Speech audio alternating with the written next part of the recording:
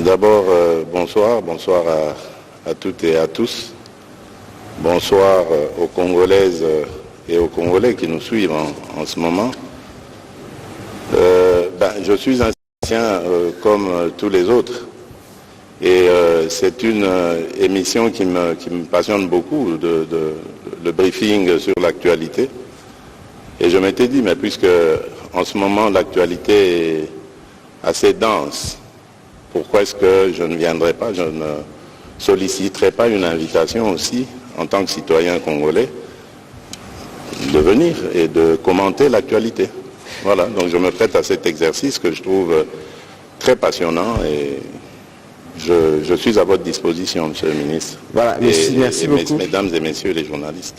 Merci beaucoup, Monsieur le Président de la République, de vous prêter à cet exercice. Vous voulez que dans cet exercice, on est parfois cru, parfois brutal, parce qu'il faut aborder les questions dans leur profondeur. Mais bien avant, nous avons un rituel, Excellence, Monsieur le Président de la République.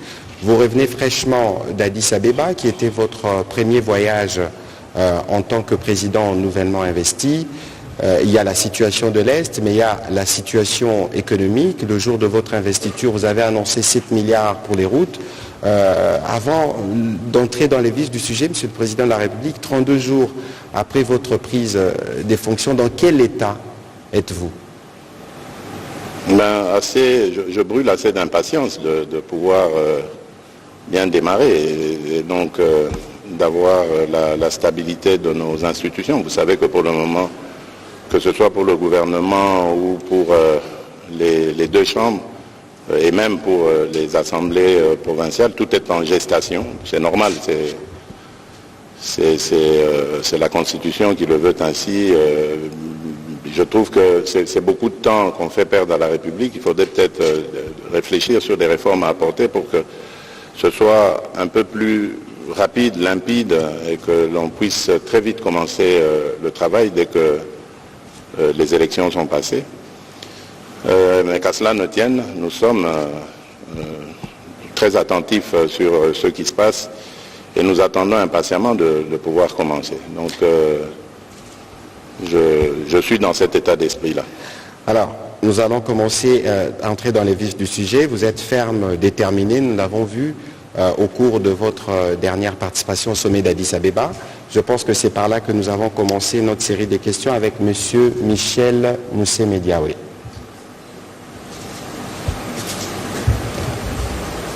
Entre-temps, je demanderai à M. Daniel Michombero d'avancer. Ça, nous allons faire une économie de temps. Je serai un peu plus strict ce soir parce que vous savez que nous avons le privilège d'avoir le président de la République et que beaucoup de journalistes voudraient poser des questions. On va faire un effort pour être court, bref et précis pour permettre au président de la République de répondre au maximum des questions.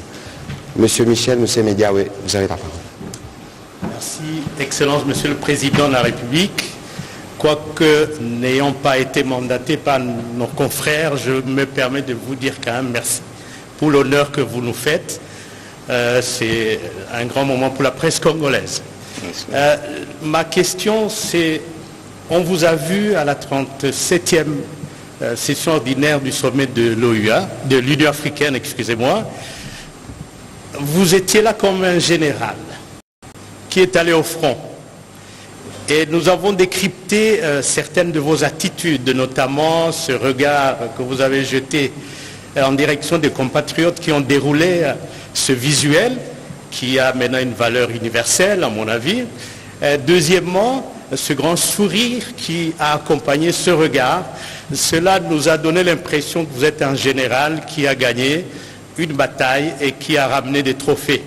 Ma question est de savoir quels sont les trophées que vous nous avez ramenés et combien en reste-t-il? Merci, Excellence, Monsieur le Président. Très bien, c'est une très bonne question. Oui, d'abord des trophées diplomatiques. J'ai vraiment le plaisir de vous annoncer que la République démocratique du Congo, pour la première fois de son histoire, fera partie de la Commission paix et sécurité de l'Union africaine. C'est très important. Et aussi, pour la première fois depuis très très longtemps, nous allons pouvoir, et c'est confirmé maintenant, ça a été endossé par l'Union africaine, nous allons pouvoir faire partie du Conseil de sécurité des Nations Unies dans l'exercice 2026-2028. Ça, c'est aussi de l'acquis. La République démocratique du Congo est candidate aussi à la Commission des droits de l'homme des Nations Unies de Genève. Donc là, le travail diplomatique continue. Et sur le plan sécuritaire, nous avons eu beaucoup de discussions en bilatéral, en multilatéral. Les unes ont été positives, comme les rencontres que j'ai eues en bilatéral avec le chef d'État du Sud-Soudan, qui est aujourd'hui le président en exercice de la communauté est-africaine, en multilatéral avec les présidents sud-africains et burundais. J'oubliais le Zambien, mais ça c'était plus pour l'aspect économique et aussi quelque peu sécuritaire, parce que vous savez que nous partageons une frontière commune avec la Zambie, mais l'accent était plus mis sur le projet du corridor de Lobito. Sur le plan sécuritaire, malheureusement, la réunion demandée ou convoquée par le président João Lourenço et qui nous mettait aux prises avec nos agresseurs, entre autres, celle-là n'a pas donné de résultat parce que chacun a campé sur ses positions. J'ai redit avec force la position qui était celle de la République démocratique du Congo, et notre agresseur est parti toujours dans ses manipulations et mensonges habituels. Qu'à cela ne tienne, un autre rendez-vous a été proposé par le président João Lourenço, celui de nous rencontrer séparément. Et donc, si tout va bien, le mardi prochain, je crois, c'est le 27 février, je serai reçu à Luanda par le président João Lourenço, qui, je rappelle, est notre champion de l'Union africaine en matière de paix, et qui a été d'ailleurs désigné officiellement par l'Union africaine pour être le médiateur dans cette crise injuste nous imposée par notre voisin. Donc voilà, il y a eu beaucoup de très très bonnes nouvelles. Nous avons rencontré nos amis américains aussi qui, pour ceux qui ne le savent pas, sont très actifs dans des efforts diplomatiques pour essayer de juguler cette crise. Et je les félicite et en même temps j'en profite pour demander à l'opinion, parce que j'entends ci et là des tas de commentaires, de rester surtout mobilisé, serein et ne pas s'en prendre comme ça aux pays amis qui font des efforts pour essayer de nous aider. Et les États-Unis font partie de ces pays-là qui sont vraiment très fortement impliqués. Contrairement à ce que certaines opinions peuvent penser, je respecte leur pensée, mais nous voyons les efforts que fournissent les États-Unis et je tiens vraiment ici à leur rendre hommage. Aujourd'hui, d'ailleurs, grâce à ces positions, beaucoup d'autres pays ont avancé. J'en veux pour preuve la France, par exemple, qui a une dernière déclaration très intéressante et vous comparez ce changement de narratif entre la dernière visite du président Macron ici et ce qu'est la position française d'aujourd'hui. Donc, je ne crois pas que ce soit une très bonne idée de s'en prendre comme ça aux édifices des représentations diplomatiques des pays amis, ici représentés à Kinshasa. Mais oui, c'est légitime de faire des manifestations de colère, de pour comme c'est l'Union européenne, j'espère que nous en parlerons. On aura l'occasion justement de revenir sur ce sujet. Que nous en parlerons, donc voilà. Mais restez serein, calme. La maison est très bien gardée, la diplomatie est bien tenue, la victoire est certaine parce que nous sommes du bon côté des choses, de l'histoire. Nous n'avons fait de mal à personne, nous avons tendu la main à tout le monde, nos 9 voisins, nous avons eu la paix avec eux et surtout aller sur des projets économiques, des projets de développement plutôt que des pillages et massacres de nos ressources et de nos populations. Voilà donc ce que je peux dire. Une bonne intro en matière, Excellence Monsieur le Président de la République. On va prendre la question de Daniel Michombero qui nous vient de Goma. Merci. C'est un journaliste qui couvre l'actualité opérationnelle. Il est à Kinshasa pour quelques jours et nous... Bonjour, Monsieur le Président. Bonsoir, Monsieur Mitombero. Vous savez, pour la petite histoire, pour l'anecdote plutôt, j'ai toujours cru que vous étiez une personne fictive. Je vois souvent vos tweets et j'apprécie, vraiment, c'est pas pour vous flatter, mais je pensais que vous n'existiez pas, que c'était un troll comme... Voilà, mais là, je vous vois en personne et félicitations pour le travail que vous faites, j'apprécie énormément. Merci, Monsieur le Président. Marcel Ngoy peut déjà avancer. Daniel, allez-y avec votre question. On appelle Marcel Ngoy qui posera la question qui suit.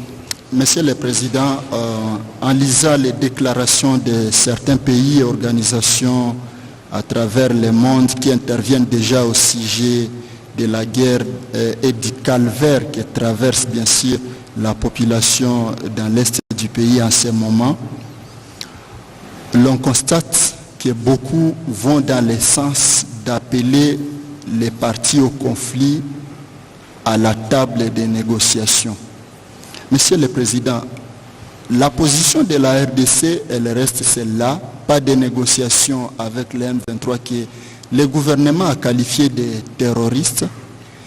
Aujourd'hui, la population du Nord Kivu, la population congolaise veut savoir pourquoi cette position, pourquoi le gouvernement congolais ne veut pas négocier. Est-ce qu'il y a quelque chose qui se cache derrière cela? Pourquoi la position aujourd'hui de dire on ne négocie pas? Pourquoi? Très bien. Merci beaucoup. D'abord, par rapport à la négociation, parce que je vois beaucoup d'énervement parfois dans l'opinion, il ne faut pas oublier que même en situation de conflit extrême, le contact demeure toujours. J'en veux pour preuve les exemples de l'Ukraine et de la Russie, aujourd'hui à Gaza entre Israël et le Hamas. Vous voyez que même si ce n'est pas direct, c'est par des forces ou des États ou des personnalités interposées que cela se passe. Donc ce n'est pas du tout inhérent à la seule crise congolaise de l'Est que cela arrive. Donc ça, c'est normal.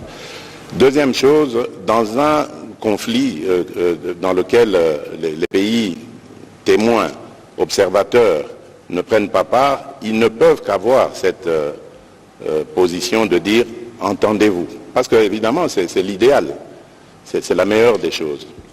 Alors, pourquoi est-ce que la République démocratique du Congo, jusqu'ici, rejette ces négociations? D'abord, parce que je vous fais un bref rappel, lorsque, au mois d'avril, je pense, si mes souvenirs sont bons, 2022, oui, ça devait être fin avril, à l'occasion de l'entrée officielle de la République démocratique du Congo dans la communauté d'Afrique de l'Est.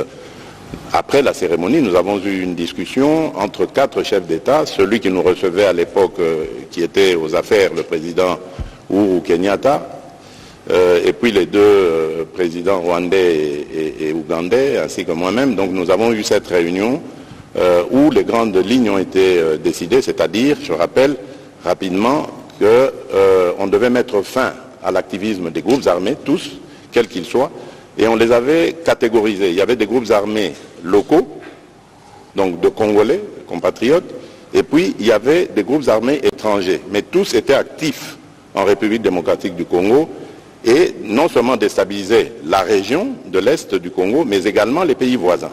Et dans les groupes armés étrangers, on avait visé les FDLR pour le Rwanda et les Red Tabara pour le Burundi. Alors, pour cela, on a dit on mettait un contingent en place composé de forces de plusieurs pays, sauf le Rwanda, ça c'était sur l'insistance de la République démocratique du Congo, pour, dans un premier temps, tenter la dissuasion, donc en tendant la main. On avait demandé à tous les pays concernés de tendre la main à leurs activistes armés. Et la République démocratique du Congo avait été désignée comme devant montrer l'exemple. Ce que nous avions fait, je me rappelle, après je suis resté quelques jours à Nairobi pour attendre justement ces groupes armés, dont le M23, souvenez-vous, à l'époque. Malheureusement, pour des raisons techniques, je devais rentrer, ça ne se faisait pas assez rapidement, c'est la MONUSCO qui devait nous aider aussi, entre autres, à les faire venir. Donc, ça fait que j'ai dû entrer à Kinshasa, mais je me suis adressé à ces groupes quand même par visioconférence parce que c'était... Et alors, au moment où nous étions dans cette discussion, il y a eu beaucoup de compatriotes qui étaient arrivés, représentant leurs groupes armés. C'est là que le M23 choisira de rouvrir les hostilités sur le champ de bataille. Alors nous avons compris qu'en fait, c'était un empêcheur de tourner en rond. Et c'est à ce moment-là que nous l'avons désigné comme groupe terroriste et coupé désormais tout contact avec ce groupe-là. Donc ça, c'était pour le rappel historique. Et donc depuis lors, le Rwanda qui niait à ce moment-là l'évidence, parce qu'à plusieurs reprises, j'avais demandé au président Kagame de reconnaître si c'était vraiment lui qui était à la base de cette agression, il l'a nié, jusqu'au moment où on a commencé à faire des prisonniers rwandais, à trouver des preuves de l'implication du Rwanda et à avoir la preuve la plus officielle par les experts des Nations Unies qui établissaient aussi la présence de l'armée rwandaise sur notre sol. Et là, ils ont changé de narratif, ils ont commencé à nous accuser de soutenir les FDLR. Alors que je fais encore là un petit rappel rapide, en 2019, à 2 reprises, c'était d'ailleurs à l'initiative du défunt général, paix à son âme, Delphin Kayimbi, j'ai validé le retour sous l'égide des Nations Unies de 2 colonnes, à 2 reprises, c'était des colonnes importantes d'éléments FDLR avec leurs dépendants, donc femmes et enfants, qui sont retournés au Rwanda. Donc s'il y avait vraiment des gens qu'on ne pouvait pas soupçonner de soutenir les FDLR, c'est bien nous, parce qu'on a fait cet exercice-là. Et donc, je referme la parenthèse, mais malgré ça, le Rwanda a continué à réveiller ce M23, je dirais même pas réveiller, c'est caché derrière le M23. Et c'est ça la raison pour laquelle je ne discute pas avec le M23. Les négociations ou discussions, moi je préfère dire discussions, je les veux. Je les veux qu'avec le Rwanda, parce que c'est lui mon agresseur. Et je l'ai dit d'ailleurs dans la salle à Addis Abeba, à Paul Kagame lui-même, en disant c'est vous que je veux avoir de face à moi dans une discussion pour savoir et vous poser la question de savoir qu'est-ce que vous voulez à mon pays, à mon peuple. Pourquoi vous continuez indéfiniment de tuer mes compatriotes et de piller les ressources de mon pays. C'est tout ce que je veux comme thème du dialogue, parce qu'il n'y a rien d'autre. Je ne lui dois rien, il ne me doit rien. Mais il doit simplement m'expliquer pourquoi est-ce qu'il s'acharne à massacrer mes compatriotes de cette manière, injustement, depuis tant d'années. Et pourquoi est-ce qu'il continue systématiquement à piller les ressources minières et autres. Parce qu'on ne parle pas de l'agriculture. Mais notre thé, notre café va aussi au Rwanda. Et quand il arrive là-bas, il est estampillé Made in Rwanda, alors que c'est le produit du vol du sol congolais. Donc voilà. C'est ça qui justifie le fait que je ne veux pas de négociation avec cette coquille vide qu'on appelle le M23. Et d'ailleurs, j'en veux pour preuve le cas de l'Angola, poser la question au président angolais qui m'avait donné cette autorisation d'entrer en contact avec le M23 parce qu'il savait que moi je ne voulais pas discuter avec eux. Je lui ai dit, président, faites-le, mais vous me donnerez raison, vous verrez très vite que ces gens sont des pantins du Rwanda. Ils ne continueront pas ces discussions parce qu'ils savent que vous allez découvrir que derrière ça, ce sont des Rwandais qu'il y a. Pas beaucoup. J'ai vu quelques Congolais irresponsables qui ont osé dire oui, mais on a vu le M23, il n'y a que des Congolais là-dedans. Tant pis pour eux, l'histoire les jugera un jour. Mais je peux vous certifier que le M23 n'est pas congolais. Mais voilà pourquoi d'ailleurs, ils refusent d'aller en cantonnement. Parce qu'ils savent que quand ils seront cantonnés, nous allons demander l'identification de tous ces gens. Tout à fait. Ces soi-disant combattants. Et nous découvrirons que ce sont des Rwandais et non des Congolais. On prend quelques aventuriers, on les place devant et on fait croire que c'est une revendication congolaise. Alors que nous sommes un pays démocratique, nous venons de sortir d'élections démocratiques comme il n'y en a jamais eu dans ce pays. Pas de coup de feu, pas de coupure d'Internet, pas d'exclusion de candidats qui qu'ils soient. On est allé à des élections transparentes avec la participation ou l'observation de toutes sortes d'organisations internationales. Il n'y a pas mieux. Il n'y a pas mieux. Alors s'ils avaient des revendications à faire, c'est par le truchement des élections et non pas en prenant des armes. Voilà, on va continuer sur ce registre avec Marcel Ngoy. Entre-temps, j'ai vu que Madame Gaëlle demandait la parole. Peut-être qu'elle peut déjà avancer vers le micro aussi pour sa question. Je me demandais pourquoi il n'y a pas de dames, mais c'est très bien. Alors, elles sont là, elles sont dans la salle, elles prendront la parole au fur et à mesure. Monsieur Monsieur Marcel Ngoy. Dans votre mandat, vous aviez effectué une tournée dans les 9 pays limitrophes. Très bien. Vous avez été à Kigali. Et lorsqu'il y a eu les funérailles de feu Étienne Tshisekedi, votre père, votre défunt père, nous avons vu venir Kagame à Kinshasa pour vous consoler. Et lorsqu'il y a eu éruption volcanique, je vous montrer qu'il demeurait un pays qui peut s'ouvrir au Congo en cas de catastrophe. C'est ça. Et donc, en tant que pays voisin, donc nous sommes obligés de vivre ensemble. Les deux pays, la RDC et le Rwanda doivent vivre ensemble. Totalement d'accord. Et vers la frontière, vous aviez pris des photos qui ont semblé dire qu'il y avait même des accords qui auraient été signés à cette occasion-là entre vous et le président Kagame. Vous revenez tout fraîchement de Nairobi. À Nairobi, vous avez été très ferme sur la question qui concerne... À Addis Abeba plutôt. Vous avez été très ferme. Il n'y a pas eu de photos de famille, pas de poignées de main historiques, pas de rencontres directes. Le protocole s'est arrangé pour vous mettre éloigné. Et donc, on semble avoir vu entre les deux présidents une distance, mais aussi entre les deux pays. Maintenant, la question de savoir comment vider le prétexte, parce que finalement, les FDLR deviennent un prétexte qui sous-tend la vision expansionniste du Rwanda vers le territoire congolais. Et comment aussi vider le prétexte du président Kagame qui pense aujourd'hui défendre la cause de Tutsi congolais, le Banyamulenge, dont il prétend être aujourd'hui, s'érige en défenseur acharné. Y a-t-il effectivement des accords signés à cette occasion lorsqu'il y avait eu éruption volcanique? Et où en sommes-nous avec les opérations militaires conjointes entre la RDC et l'Ouganda, dans la partie Nituri? Marcel, vous posez 3 questions. Oui. Excellence, Monsieur le Président. Notez-les-moi bien. Bon, d'abord, très vite, je vous dis, ce qui s'était passé au moment auquel vous faites allusion à Goma, ce n'était pas des accords, c'était un MOU. C'est en anglais, c'est une abréviation anglaise qui veut dire en français Mémorandum d'entente. Donc nous étions d'accord pour ouvrir des négociations afin d'arriver à un accord, justement pour éviter le pillage de l'or congolais. Donc exactement ce que vous entendez que nous avons fait aujourd'hui avec Primera Gold, cette coopération qu'on a faite avec comment on appelle ça, joint venture. Une joint venture, merci Monsieur le Ministre, que nous avons fait à travers cette firme Primera Gold avec les Émiratis, les Émirats Arabes Unis. C'est exactement ce que nous aurions dû faire avec le Rwanda et que nous avons immédiatement stoppé lorsque nous nous sommes aperçus de leur supercherie dans ce coup de poignard dans le dos. Donc, pour revenir au FDLR dont vous dites, donc j'espère que là c'est clair, il n'y a pas d'accord. Ah oui, je voudrais profiter aussi de cette occasion pour tordre le cou à une rumeur qui a fait son chemin et qui voudrait confirmer le fait que le M23 a été invité ici à Kinshasa par moi à une certaine époque 2019, et que je les aurais laissés.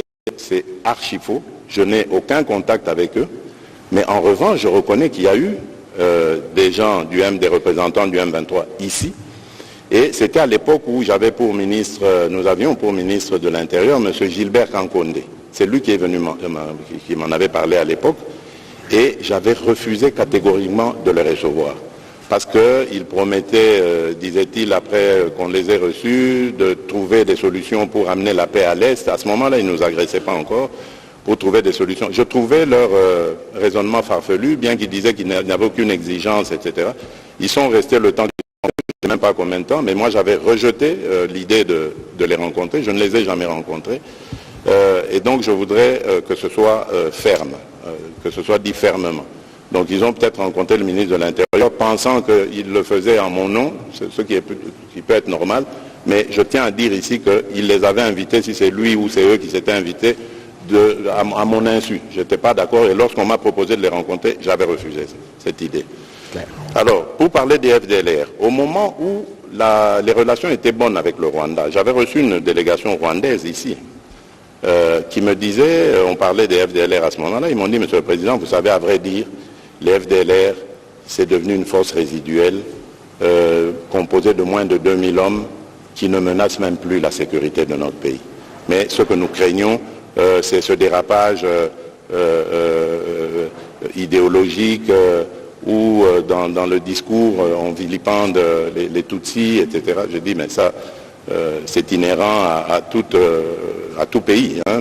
Notre pays, c'est 450 tribus. Ce n'est pas que avec les Tutsis congolais qu'il y a des problèmes. Il y a des problèmes même, on l'a vu récemment, pour les Kassaïens, les Luba du Kasaï au Katanga. C'est pas pour ça que l'Angola, qui a aussi des populations lubaphones, se lève un matin pour dire ça y est, moi je vais au Katanga pour défendre les Luba du Kasaï qui sont menacés.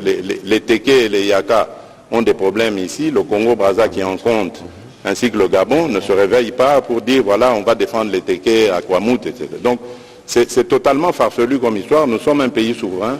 Nous sommes capables de défendre nos propres concitoyens et nous sommes en mesure de les sécuriser. Voilà pourquoi d'ailleurs je profite de l'occasion pour dire que je suis le seul, si pas le premier en tout cas président de la République démocratique du Congo, à avoir dit haut et fort, en parlant des Banyamulenge, mais j'élargis même à tous les Tutsis congolais que ce sont nos compatriotes. Il y a des Banyamulenge qui sont morts pour cette République et sous le drapeau. Donc j'en ai assez de ce discours qui consiste à discriminer ces populations et à donner ainsi l'occasion à des régimes barbares comme celui du Rwanda de nous envahir sous de fallacieux prétextes. Parce que je dois attirer ici l'attention de tout le monde et c'est très dangereux d'avoir ce genre de discours. Vous faites le tapis de ce régime criminel du Rwanda parce que ce régime, figurez-vous, il a aussi des Hutus qui travaillent à sa cause. Il a aussi des Wazalendo qui travaillent à sa cause, qu'il a fabriqués. Et il envoie ces gens traquer, violenter, massacrer des Tutsis pour dire « Ah, vous voyez, les Tutsis sont en danger ». Donc, méfiez-vous, chers compatriotes, je ne veux pas que dans la République démocratique du Congo, que je dirige, grâce à vos suffrages, qu'il y ait de la discrimination. Tant que je serai président de ce pays, aucun citoyen de ce pays, aucune communauté tribale, ethnique de ce pays ne sera discriminé. Je tiens à le dire haut et fort et je ne m'arrêterai pas là. Autre chose, nous avons dit haut et fort, et d'ailleurs depuis lors, on a arrêté même un officier, que dans l'armée, nous ne voulons pas de collaboration de près ou de loin avec les FDLR. Et que tout officier qui s'exposerait à ce genre de méfaits sera poursuivi, condamné. Et c'est le cas. Il y a un général qui a été arrêté pour soupçon. Donc on n'a pas encore confirmé, mais il est soupçonné d'avoir collaboré avec les FDLR. Donc c'est pour vous dire que ce n'est pas par peur du Rwanda que nous le faisons. Vous avez parlé des 9 voisins que j'ai été visiter. Là encore, je crois que je dois être le seul, ou en tout cas le premier président de la République démocratique du Congo à l'avoir fait. J'avais promis à tous mes voisins en ce temps-là que de chez moi, au Congo, je n'entretiendrai jamais une dynamique, une force quelconque qui déstabiliserait mes voisins. J'y tiens, malgré l'hostilité qu'il y a aujourd'hui à l'égard du Rwanda, du Rwanda plutôt à notre égard. Peu importe, je reste convaincu par cela. Parce que moi, la guerre, je n'ai pas été formé dans ce moule-là. Moi, je connais la paix, je connais le développement, je connais la fraternité, je connais la solidarité. C'est là, dans ces domaines, que je suis à l'aise et non pas dans les domaines de guerre. Mais cela ne veut pas dire que si on nous la cherche, on ne la trouvera pas. Si on veut la guerre, on fera la guerre. Ça, il n'y a aucun problème. Parce qu'il faut qu'on se défende. Nous connaissons les intentions aujourd'hui de certains de nos ennemis. Nous n'allons pas les laisser faire. Et je crois qu'ils ont commencé même à sentir que le Congo qui se défend aujourd'hui n'est pas celui d'hier. Voilà. Monsieur le Président de la République, tout à l'heure vous parliez justement de discussions que vous aviez eues à Nairobi. Je me souviens qu'à Nairobi, l'une des résolutions était que tous les pays qui avaient des groupes armés, ils avaient l'obligation de discuter avec les groupes armés. Bien sûr, la question des FDLR ne doit pas être... Et le Burundi avait commencé avec les raids Tabara, ils avaient commencé, mais la question des FDLR, bon, elle est assez spéciale, et je crois que c'est vrai qu'il y avait ce volet-là que je devais... pour moi, les FDLR, forces résiduelles, d'accord, ce sont des combattants de 1994. 94 qui ont l'âge du président Ça fait 30 Kagame, ans exactement aujourd'hui. À mon avis, c'est des grands-pères.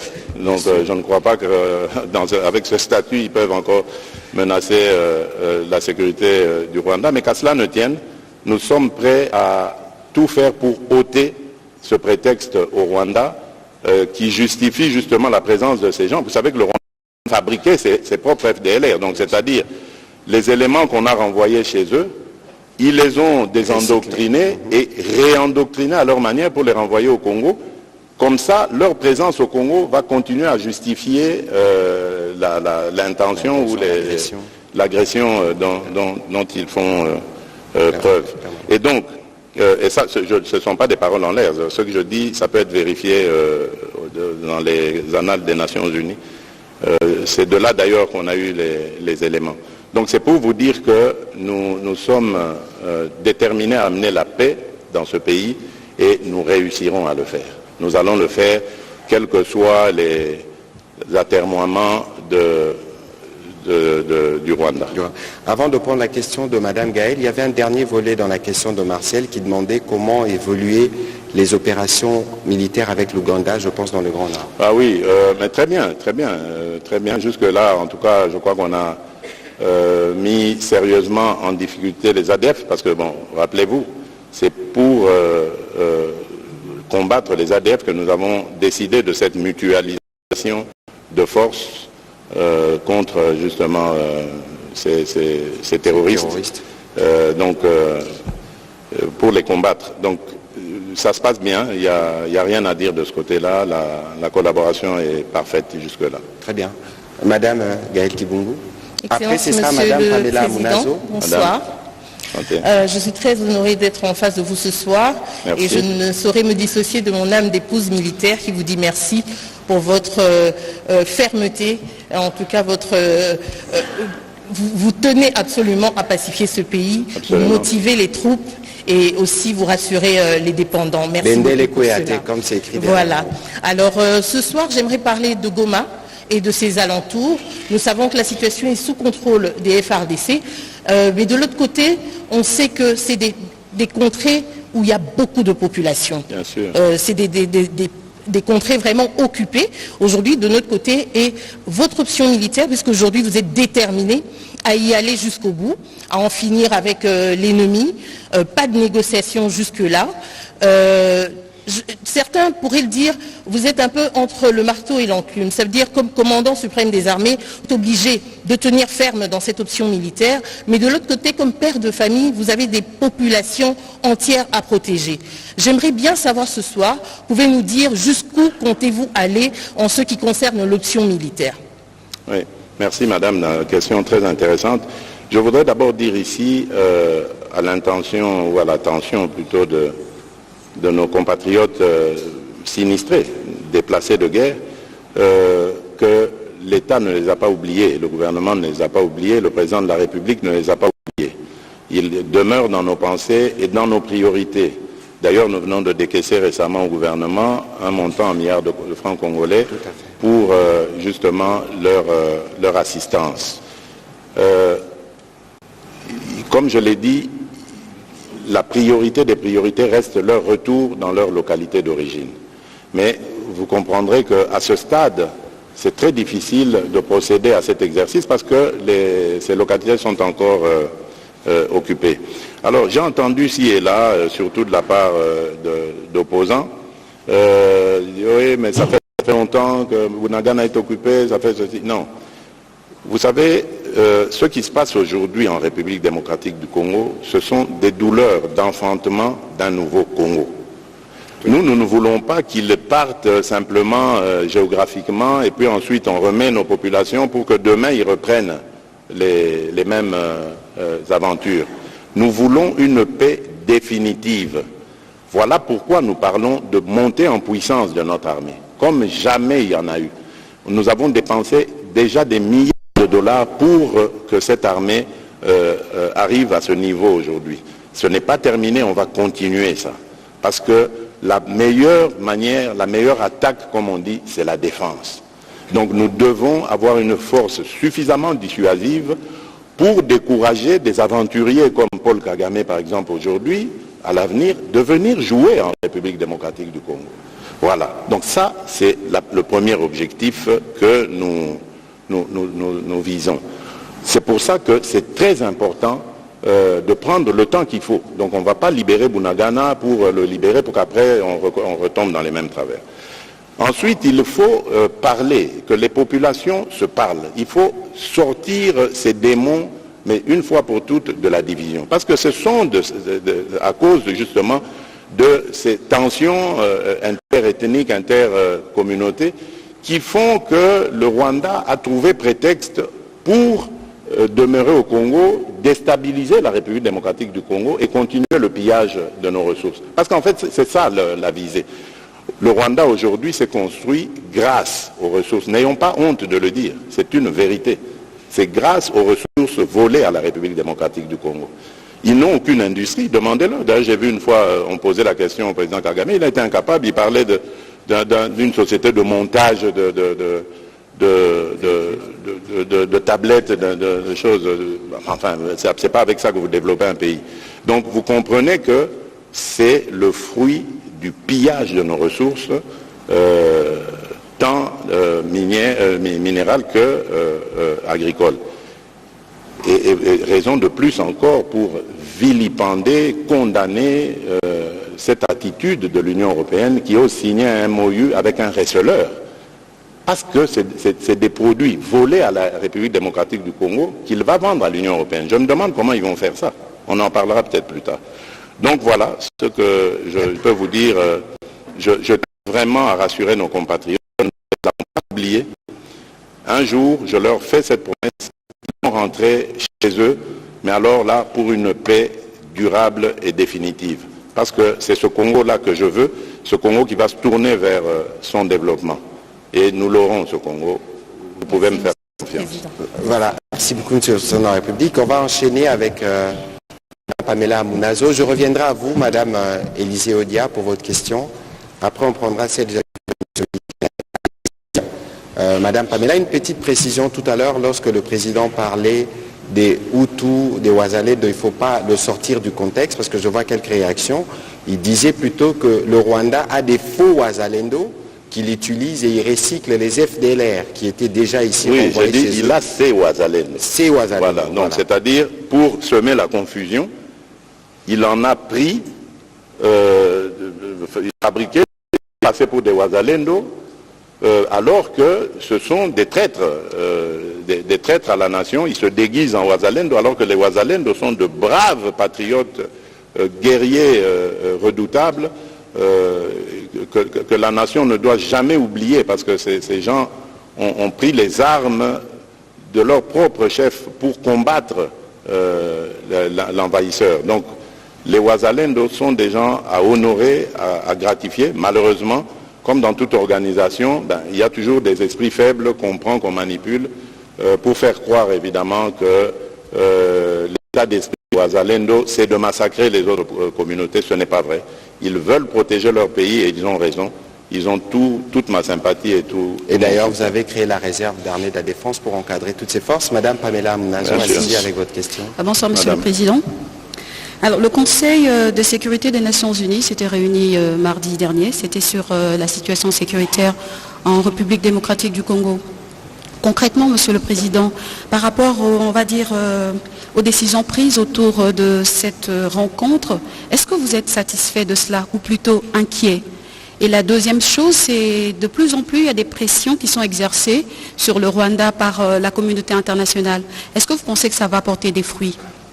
Moi, je crois, et j'ai toujours dit d'ailleurs au secrétaire général des Nations Unies, à tous mes interlocuteurs, surtout ceux dont les pays sont membres du Conseil de sécurité, que notre satisfaction, nous l'aurons que lorsque y aura des sanctions, que le Conseil de sécurité des Nations Unies décidera de prendre des sanctions contre le Rwanda. Parce que pour la même chose qu'a fait la Russie, il y a eu une pluie de sanctions. Pourquoi est-ce que dans le cas qui est similaire à celui de la Russie et de l'Ukraine, pourquoi est-ce que dans notre cas, il n'y a aucune sanction? Donc, tant qu'il n'y aura pas cela, tout ce qu'il y aura comme résolution, pour moi, sera, on va dire, peut mieux faire comme mention. Sur les pressions exercées sur le Rwanda? Les pressions doivent continuer, c'est très bien, mais les pressions, lorsque elles ne sont pas entraînées de contraintes, ça risque de finir par lasser la personne ou l'institution qui est pressée, et finalement ça risque de ne pas donner de résultat. Donc je crois que pression, oui. On a vu d'ailleurs qu'ils ont été assez affolés, ils ont eu des réactions un peu à l'emporte-pièce, mais ça ne suffit pas. C'est un bon début, on va dire, mais comme je disais tout à l'heure, s'il faut donner une mention, on peut dire peut mieux faire. Et nous ne demandons que ça de la part de la communauté internationale, de faire davantage. Et ce serait justice pour les millions d'âmes congolais perdus. On va prendre la question de M. Willy Kalengai. Je vais demander à Mme Élisée Desprez d'avancer, comme ça elle posera la prochaine question avant qu'on ne continue avec les questions récoltées de ce côté. Monsieur Kalengai. Monsieur le Président, le pays, notre pays, la RDC n'est pas le seul pays au monde qui a des ressources naturelles. Il y a beaucoup de pays qui ont des ressources, mais malheureusement, chez nous, l'exploitation des ressources provoque la mort et la désolation. Nous en sommes à autour de 12 millions, c'est énorme. Vous venez de dire tout à l'heure que le Rwanda sert de receleur, et le président Kagame récemment a dit que, évidemment, le produit passe par le Rwanda et vont ailleurs. Voilà. Où est-ce que ces produits vont? Et c'est là ma question. Au début, on pouvait se dire que derrière le Rwanda, il y avait des multinationales, il y avait des groupes mafieux, il y avait toute la pègre mondiale qui s'accaparait de nos richesses. Mais quand nous avons suivi les MOU signés entre l'Union européenne et le Rwanda, nous nous sommes demandé si effectivement, derrière le Rwanda, il n'y avait pas des États, des vrais États, et qui nous envoyaient ainsi un message. Très bien. Alors, la question est celle-ci. C'est vrai, vous venez de dire que vous pouvez négocier avec les Rwandais, mais au-delà du Rwanda, avons-nous identifié les forces politiques, les États, notamment l'Union européenne, avons identifié les vrais négociateurs, parce que c'est avec eux qu'il faut négocier. Pourquoi l'exploitation de nos ressources va donner la mort aux Congolais? Alors, la négociation pourrait être celle-là, la triptyque notamment. Comment exploiter les ressources naturelles du Congo en faisant prospérer le pays et en ayant la paix? Et ça, ce n'est pas avec les Rwandais qu'on peut négocier. À vous, les chefs de l'État, je demande, est-ce que vous avez envisagé de négocier avec les autres? Parce que les autres, quand nous suivons ce qu'ils disent, ils disent que le Congo n'a pas voulu respecter l'accord cadre d'Addis Abeba. C'est comme ça qu'on lui a remis les M23. Je ne sais pas où est-ce que vous allez tirer ces informations-là, de qui vous allez les tirer, mais je voudrais vous dire à propos de l'accord cadre, s'il y a vraiment un pays qui respecte les termes de l'accord cadre, c'est bien la République démocratique du Congo, car nous avons même désigné un coordonnateur comment on appelle ça là, le coordonnateur de suivi. De suivi, voilà, merci. Merci, le coordonnateur de suivi de l'accord cadre. Et nous sommes le seul pays parmi tous les signataires à avoir un coordonnateur. Donc quand on vient, par exemple, l'envoyé spécial du secrétaire des Nations Unies dans les Grands Lacs vient à Kinshasa, il voit ce coordonnateur, parce que c'est lui qui est chargé au niveau des Nations Unies de le faire. Donc, qu'est-ce qu'on n'a pas respecté? Je ne crois pas. Non, je ne pense pas. Je crois d'abord qu'il y a peut-être une responsabilité de la République démocratique du Congo. Je le disais tout à l'heure à votre consoeur.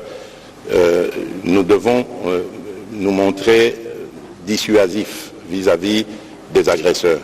Parce que c'est vrai, il n'y a pas que la République démocratique du Congo ou son sous-sol qui regorge d'autant de richesses, mais est-ce qu'ailleurs, il y a autant de perméabilité dans le système de défense de ces pays-là? Non.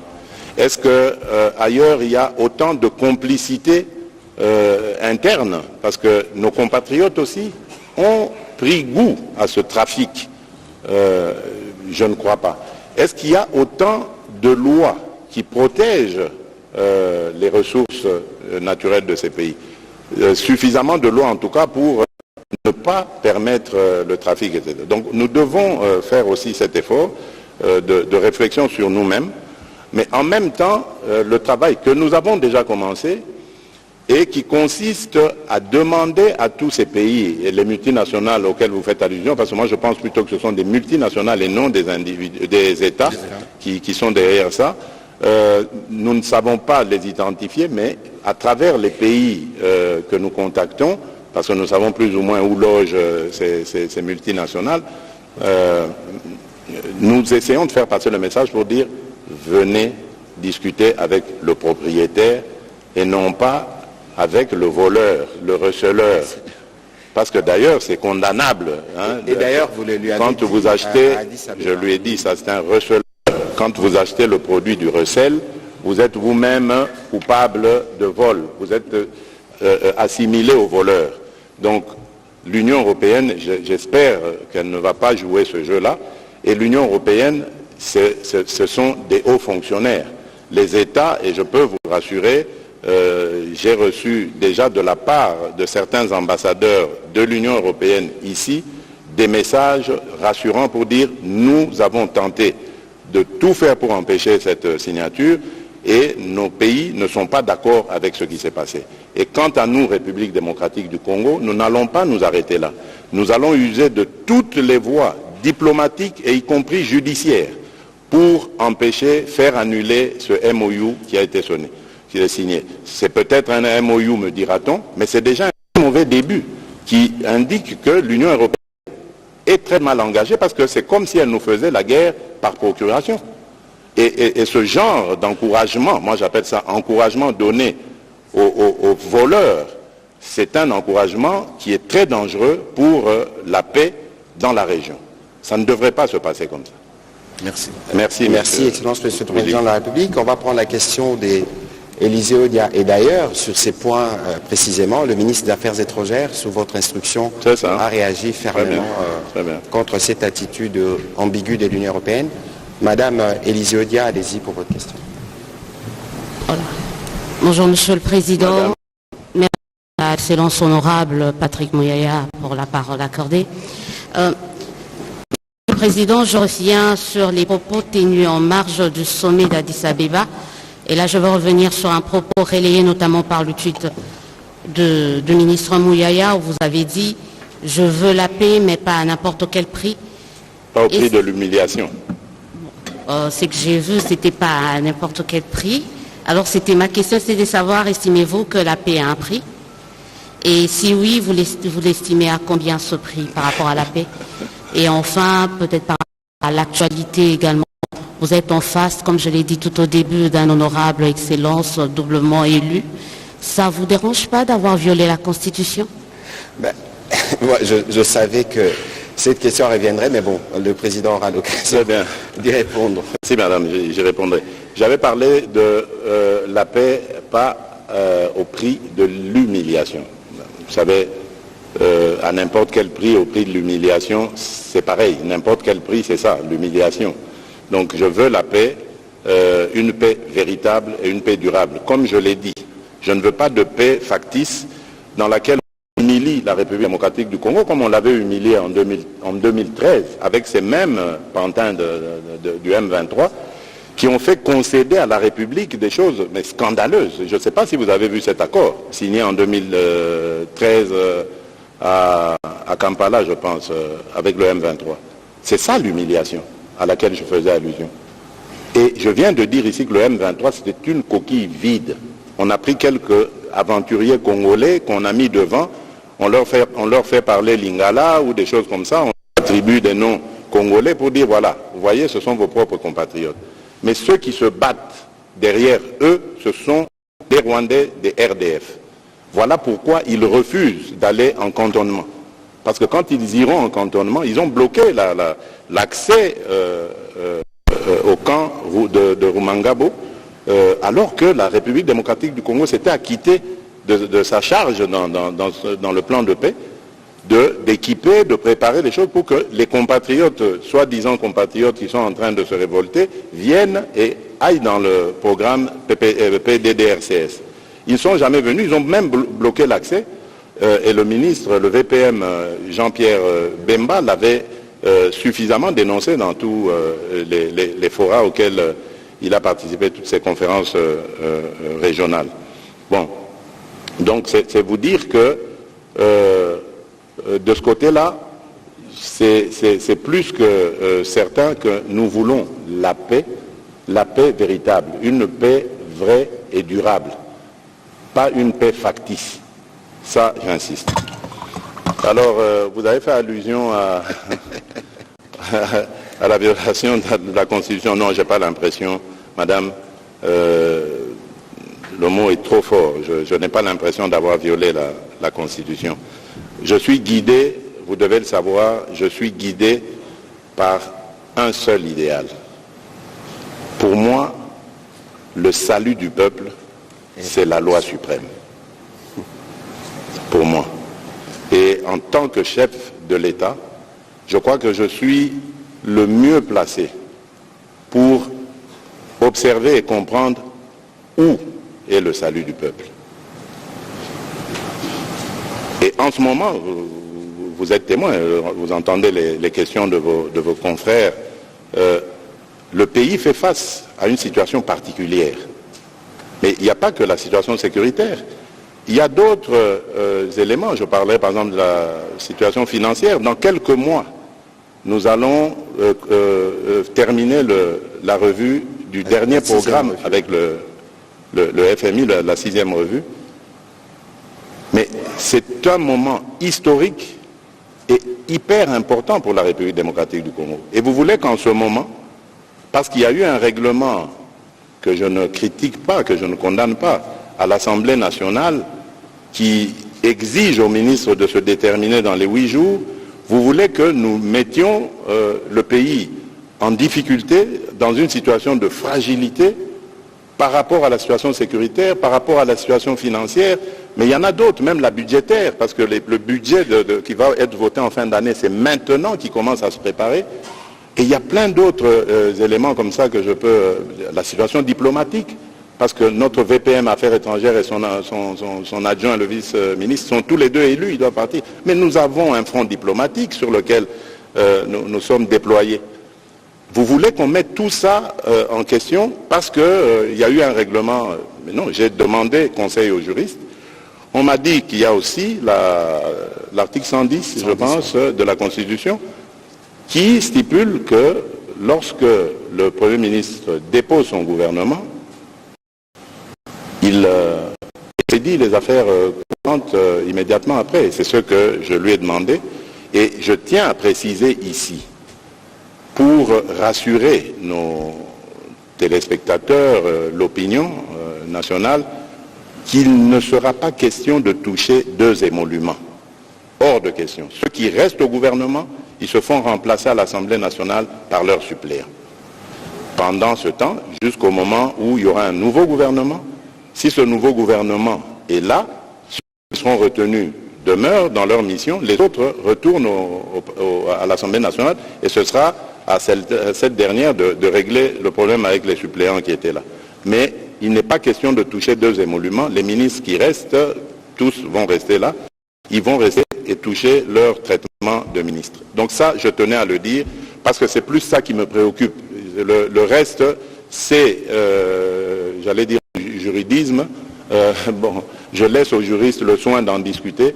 Moi, ma mission, elle est de protéger le peuple, de protéger le sol congolais, et c'est à ça que je m'acquitte. Le reste... Voilà, on va prendre la question de Patrick Bomboka. Vous parlez des budgets, vous parlez d'économie. Et puis ce sera Pichou Moulumba, puis Christian Lusakweno. Allez-y, s'il vous plaît. Merci pour la parole, Monsieur le Ministre. Bonsoir, Monsieur le Président. Bonsoir. Après la renégociation du contrat chinois, la République démocratique du Congo a pu arracher 7 milliards de dollars qui devraient être investis comme annoncé dans les infrastructures. Bien sûr. Mais on aurait constaté que depuis la signature de ces contrats infrastructures 8, le taux d'absorption de ces milliards disponibles est toujours très faible. Alors comment s'est rassuré cette fois-ci à la fois de la bonne gestion et de la bonne affectation de ces ressources? D'abord parce que nous avons commencé à renégocier. Donc ça, c'est déjà la preuve qu'en tant que patriotes aimant ce pays, quand nous avons examiné ce qui avait été fait avant nous, nous avons constaté que c'était très mal fait et au désavantage de la République. Secondo, lorsque, malgré tout, ça a quand même été fait, c'est-à-dire de l'argent a été décaissé, je crois qu'on est presque à 1 milliard seulement de la part de... Eh bien, cet argent n'a rien fait. Est-ce que vous voyez des infrastructures grandioses, vous, dans ce pays? Non. Mais ça a fait la richesse de certaines personnes qui, pour la petite histoire, je vais vite dire ici, sont aujourd'hui dans l'opposition en train de s'organiser, même pour certains, pour déstabiliser la République démocratique du Congo. Voilà à quoi a servi cet argent. Mais bon, on en parlera peut-être à une autre occasion. Le travail est pour le moment fait par nos services de renseignement. Donc là, je voulais dire que nous avons revu les choses, nous les avons rééquilibrées dans un contexte gagnant-gagnant.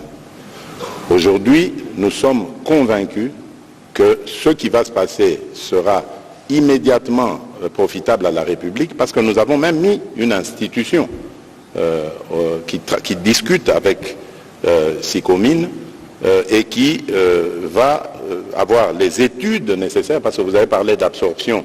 Évidemment, comment est-ce que vous voulez qu'on absorbe des montants ou des fonds déjà désignés, préparés, s'il n'y a pas de projet fiable avec études faites pour que l'on entame évidemment les réalisations? Ben, c'est ça que nous sommes en train de faire, que nous avons fait, que nous sommes en train de faire. La CGT, par exemple, l'Agence congolaise des grands travaux, dispose, d'ailleurs je dois recevoir son DG dans les jours qui viennent, dispose de beaucoup d'études. Et l'autre institution, dirigée par Freddy Chembo, dont j'oublie, qui est assez compliqué comme ça, le directeur général Chembo, qui elle est en pourparlers avec le SICOMIN, est aussi là pour l'accompagnement. Donc nous sommes cette fois-ci parés pour encadrer cet argent, parce qu'il y a l'IGF, ce chien méchant là qui aboie à la moindre bêtise. Donc voilà, nous avons tous les instruments nécessaires qui vont faire que nous allons destiner cet argent à ce pourquoi il a été levé. Donc les réalisations se feront, soyez tranquilles. Et c'est dans les mêmes esprits, Excellence Monsieur le Président de la République, qu'on a pu obtenir 2 milliards, je pense, du contrat des TFM dans les différentes discussions qui étaient en cours, qui viendront en appui. Ça, c'est toujours dans le cadre de la revisitation, si je puis l'appeler ainsi, de tous ces contrats qui ont été faits un peu à la légère à l'époque, sans tenir compte de l'intérêt de notre pays. Et là, nous voulons et nous avons refait les choses autrement et elles vont se passer effectivement autrement. Voilà, on va prendre la question de Monsieur